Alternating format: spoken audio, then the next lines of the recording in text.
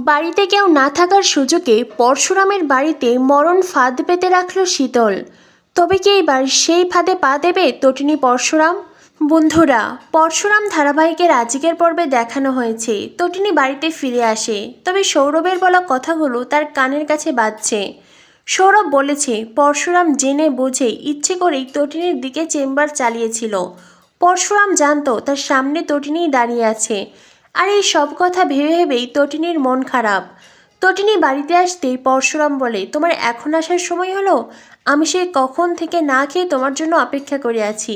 তোমার হাতের মাটন কষা হয়েছে, উফ আমার বড্ড খিদে লেগেছে তটিনী। এসো এসো, আমরা একসঙ্গে খাবার খাবো। তটিনী বলে, তো তুমি খেয়ে নাওনি কেন?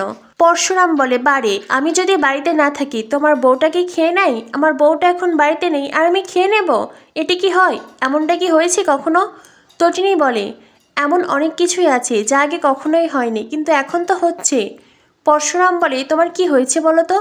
তটিনী বলে, কিছু নয়, তুমি হাত মুখ ধুয়ে এসো, আমি খাবার রেডি করছি। এই বলে তটিনী রান্নাঘরে যায়। পরশুরামের জন্য খাবার বাড়ে। অন্যদিকে পরশুরাম হাত মুখ ধুয়ে এসে দেখে তটিনী শুধু পরশুরামের জন্যই খাবার বেড়েছে। পরশুরাম বলে, সে কি, শুধুমাত্র আমার খাবার যে, তোমার খাবার কোথায়? তটিনী বলে, এখন আমি খাবো না, আমার খেতে ইচ্ছে করছে না। পরশুরাম বলে, বুঝেছি, আমি যেমন আমার ছেলে মেয়েদের খাইয়ে দেই তেমন আমার বউয়েরও ইচ্ছে করছে আমার হাতে খেতে, তাই তো? ঠিক আছে, আজ আমি নিজের হাতে তোমাকে খাইয়ে দেব। তটিনী বলে, না গো, আমার সত্যি ইচ্ছে করছে না। আসলে তটিনীর মন খারাপ। অন্যদিকে পরশুরাম তটিনীকে ছাড়া কি করে একলা খাবে? তাই তো পরশুরাম বারবার করে তটিনীকে রিকোয়েস্ট করতে থাকে আর নিজের হাতে তটিনীকে খাইয়ে দেয়। দুই এক গাল খাবার খাওয়ার পরে তটিনী বলে, সত্যি আমার শরীরটা ভালো লাগছে না, আজ আমি খাবো না। পরশুরাম বলে, ঠিক আছে। এরপরে পরশুরাম একা একাই খাবার খাচ্ছে। পরশুরামকে দেখেই বোঝা যাচ্ছে তটিনীর হাতের মাটন কষা খুব তৃপ্তি ভরে খাচ্ছে সে। অন্যদিকে তটিনী পরশুরামের দিকে অপলক দৃষ্টিতে তাকিয়ে আছে। তটিনীর চোখে জল ছলছল করে। তটিনী মনে মনে ভাবতে থাকে, এই তুমি কি সেই তুমি যে জেনে বুঝে ইচ্ছে করে আমার দিকে চেম্বার চালিয়েছিলে, আমাকে মারতে চেয়েছিলে? এই তোমার সাথে সেই তোমার তো কোনো মিল পাচ্ছি না গো আমি। এই কেমন অদ্ভুত গোলকধাঁধায় পড়লাম আমি। অন্যদিকে দেখানো হয় মুখার্জি বাড়িতে আরধিয়া চিৎকার করে বলতে থাকে, আমার জীবনের সব সুখ শান্তি নষ্ট হয়ে গেল।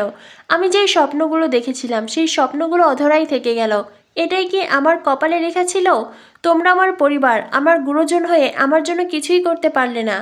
তখনই তটিনীর মা বলে, এই কথাগুলো এখন না ভেবে তোমার আরও আগে ভাবা উচিত ছিল, যখন তুমি বিয়ে করতে যাচ্ছিলে। তটিনী, নন্দিনী, সেই সাথে পরিবারের সবাই তোমাকে বুঝিয়েছিল কাফিরের মতন ছেলেকে বিয়ে না করতে। কই, তখন তো তুমি কোনো কথা শোনোনি। আরাধ্যা বলে, কি করতাম আমি? হ্যাঁ, আমি কি করতাম? আমি তো কাবিরকে ভালোবাসি, সেই জন্যই তো আমি কাবিরকে ভুলতে পারিনি, ওকে ছাড়তে পারিনি। আয়েশি বলে, সেটা যখন করতে পারিসনি সেই ভুলের মাসুল তো তোকে দিতেই হবে। আরাধ্যা বলে, তুই এই কথা বলছিস? আমি তোর মতো নয় দিদি ভাই, তোর মতো নয় যে 2 দিন কাউকে ভালোবেসে তাকে আবার জেলে ভরে দেব। তখনই আয়েশি বলে, চুপ, একদম চুপ, যা করেছি বেশ করেছি আমি। হ্যাঁ, আমি বিজিতকে জেলে দিয়েছি কারণ ওই লোকটা একজন ক্রিমিনাল, ইন্টারন্যাশনাল ক্রিমিনাল। পৃথিবীতে এমন কোনো অবৈধ কাজ নেই যেটাও করে না, আর তাকে আমি ছেড়ে দিতাম? আর তার সঙ্গে জড়িয়েছিল আমার বাবা, আমার জেঠু। তারা এই বাড়ির মেয়েদের পণ্য ভাবে। তারা শুধুমাত্র এই বাড়ির মেয়েদের বিয়ে দেওয়ার নামে বিজনেস ডিল করে, বিয়ে দিয়ে তাদের বিজনেসের রাস্তা আরও প্রশস্ত করে। আমি জানি না আমার বাবা জেঠু তারা কোন অবৈধ কাজ করে, কি কাজের সাথে তারা যুক্ত। তখনই সেখানে আসে বলরাম, মায়া, সেই সাথে স্পেশাল ব্রাঞ্চের আরও কয়েকজন আর লোকাল থানার পুলিশ। বলরাম মুখার্জি বাড়ির সদর দরজায় দাঁড়িয়ে বলে, আমি জানি ওনারা কি কাজ করেন। বলরামদের দেখে মুখার্জি বাড়ির সবাই অবাক হয়ে যায়। বলরাম সামনে এগিয়ে এসে বলে, আমরা আপনাদের বাড়িটা সার্চ করতে এসেছি, আমাদের কাছে সার্চ ওয়ারেন্ট আছে। এটা শুনে মুখার্জি বাড়ির সবাই বলে, কি বলছেন, এটা আমাদের বাড়ি। বলরাম বলে, কিছু করার নেই, ওপর থেকে অর্ডার এসেছে আর আমাদেরকে আমাদের অর্ডার মানতেই হবে। তখনই আয়েশির মা বলে, ঠিক আছে, আমি পরশুরামকে কল করছি। বলরাম বলে, কোনো লাভ নেই, কারণ পরশুরামই আমাদের এখানে পাঠিয়েছে। এটা শুনে মুখার্জি বাড়ির সবাই আরও বেশি অবাক হয়ে যায়। বাবিন বলরামের পথে বাধা হয়ে দাঁড়ায়। বাবিন বলে, আমি কিছুতেই আপনাকে আমাদের বাড়িটা সার্চ করতে দেব না। এটা বাড়ি, বাড়ি মন্দিরের মতো হয়, এখানে কোনো ক্রাইম হয় না। তাছাড়া এই বাড়িতে মেয়েদের অনেকগুলো ঘর আছে, সেই ঘরগুলোতে কিছুতেই আপনারা যেতে পারেন না। তখনই বলরাম বলে, আমরা তো সার্চ করবই, তবে হ্যাঁ কথা দিচ্ছি আমরা শালীনভাবে সার্চ করব। কি বলুন তো, আপনাদের বাড়িতে যেমন মেয়ে আছে ঠিক তেমনি আমাদের বাড়িতেও মেয়ে আছে, আমাদেরও পরিবার আছে। তবে আমাদের পরিবারের সাথে আপনাদের একটা তফাৎ আছে।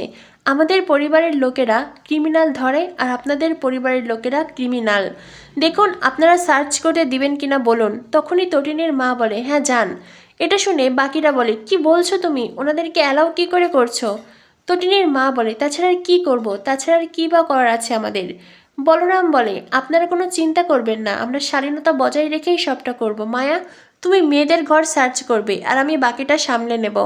এই বলে বলরাম মায়া বাকি ঘরগুলো সার্চ করতে যায়। অন্যদিকে তটিনীদের বাড়িতে একজন লোক আসে।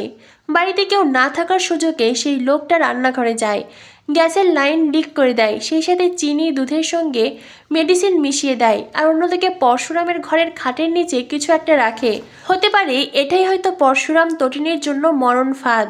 লোকটি তার কাজ সেরে ওখান থেকে চলে যায় আর ফোন করে কাউকে জানিয়ে দেয় সব কাজ হয়েছে। এদিকে দেখানো হয় মুখার্জি বাড়িতে এসেছেন লহরী ম্যাম। লহরী ম্যাম বলরামকে বলে, আপনি এটি কী করে করতে পারেন? দেখুন আমি মানছি এই বাড়ির লোকেরা ক্রিমিনাল, তারা এখন জেলে আছে, তাই বলে বাড়িতে কি তারা কিছু রেখেছে? আপনি এইভাবে এসে মেয়েদের উত্ত্যক্ত করছেন, বাড়িতে সার্চ করছেন। বলরাম বলে, দেখুন আমাদের যেটা ডিউটি সেটা আমাদের করতেই হবে, এতে যদি আপনার খারাপ লাগে তো আমাদের কিছু করার নেই। লহরী ম্যাম বলেন, আপনি ভীষণ রুড মিস্টার দেব। বলরাম বলে, আপনার সেটা মনে হতেই পারে, তবে আমার কিছু করার নেই। তখনই আয়েশি বলে, আমার মনে হয় ওনারা যেটা করেছেন ঠিকই করেছেন। এটা শুনে আরাধ্যা বলে, দিদিভাই তোর কি হয়েছে রে?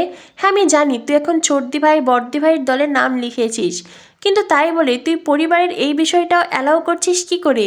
ওনারা আমাদের বাড়িতে এসে সার্চ করছেন। তখনই আয়েশি বলে, কারণ এই বাড়ির লোকেরা ক্রিমিনাল, এটা প্রমাণ হয়েছে। আর যারা ক্রিমিনাল তারা বাড়িতেও কিছু রাখতেই পারে, সেই জন্যই ওনারা এসেছেন। যদিও আমি জানি না আর কোথায় কোথায় ওনারা সার্চ করতে গেছেন। তখনই বলরাম জানায়, মুখার্জিদের যত ফার্ম হাউস আছে, যত অফিস কলকারখানা আছে, সব কিছু রেডি করা হয়েছে। আর এটা শুনে সবাই অবাক হয়ে যায়।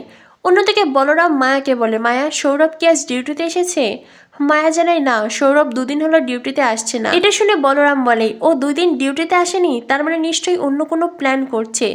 আসলে সৌরভকে নিয়ে বলরাম বেশ জ্বালায় আছে। সৌরভ স্পেশাল ব্রাঞ্চের একজন, আইনের রক্ষক হয়ে বেআইনি কাজে জড়িয়ে গেছে শুধুমাত্র অর্থের লোভে। অন্যদিকে দেখানো হয় কর্ণ চ্যাটার্জি জেলে বসে শীতলের সাথে কথা বলছে। কর্ণ চ্যাটার্জি শীতলকে বলছে, যে করেই হোক আমাকে দোল খেলার পরে বের করো। শীতল বলে, কোনো চিন্তা করবেন না, আপনাকে দোল খেলার আগেই বের করা হবে, অলরেডি সেই কাজ হয়ে গেছে। যেটা শুনে কর্ণ চ্যাটার্জি অবাক হয়ে যায়। আগামী পর্বে দেখানো হবে তটিনী পরশুরামের জন্য খাবার গরম করতে রান্নাঘরের দিকে এগিয়ে যাচ্ছে। তটিনী রান্নাঘরে ঢুকেই গ্যাসের অদ্ভুত গন্ধ পায়। অন্যদিকে পরশুরামও বলে, কিসের একটা অদ্ভুত গন্ধ পাচ্ছি। তটিনী বলে, আমিও পাচ্ছি জানো। এই বলে তটিনী দিশলাই হাতে নেয়। তো বন্ধুরা বুঝতেই পারছো তটিনী যদি দিশলাই জ্বালায় তো কত বড় একটা মারাত্মক ঘটনা ঘটতে চলেছে। এই দুর্ঘটনা এড়াতে সঠিক সময়ে পরশুরাম কি তটিনীকে বাধা দিতে পারবে, নাকি তাদের জীবনে সেই চরম দুর্ঘটনা ঘটেই যাবে? কি হতে চলেছে পরশুরাম ধারাবাহিকে? পরশুরাম ধারাবাহিকের সকল আপডেট পেতে আমাদের সাথেই থেকো। ধন্যবাদ সবাইকে।